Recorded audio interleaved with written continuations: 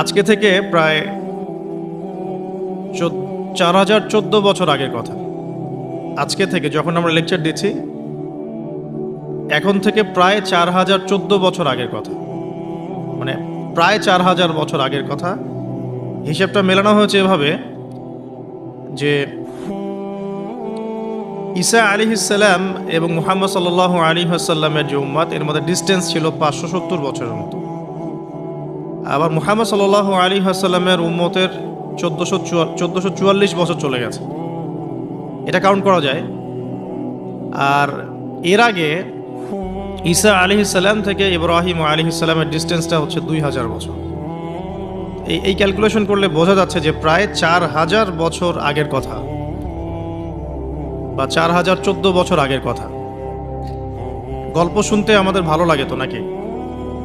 গল্পের মাধ্যমে অনেক কিছু জানা যায় আর কি। আজকে গল্পটা কিন্তু একটু ইউনিক। আজকে থেকে প্রায় 4014 বছর আগের কথা। একটা চমৎকার সভ্যতা ছিল, ঐতিহাসিক সভ্যতা, তার নাম ছিল ব্যাবিলন। এটা ইরাকে ছিল, সেখানে বাবেল নামে একটা শহর ছিল। আমরা অনেকে জানি না যে বর্তমান বাগদাদ হচ্ছে সেই বাবেল নগরী। বর্তমান বাগদাদ হচ্ছে সেই বাবেল নগরী। আর বাবেল সম্পর্কে আল কোরআনে কিন্তু আয়াত আছে। আল কোরআন এমন একটা কিতাব, বিস্ময়কর কিতাব, যেখানে সবকিছুই নাজিল করা হয়েছে।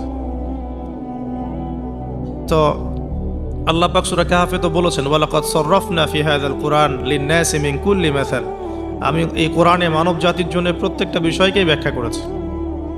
ওয়া নাযালনা আলাইকাল কিতাবা তিবয়ানান লিকুল্লি শাই। হে নবী, আমি আপনার প্রতি এমন একটা কিতাব নাজিল করেছি যেটা তিবয়ানান লিকুল্লি শাই, প্রত্যেকটা বিষয়কে ব্যাখ্যা করে। যারা আহলে কোরআন, ভ্রান্ত আকীদার অনুসারী, তারা কিন্তু এই আয়াত থেকেই দলিল পেশ করে।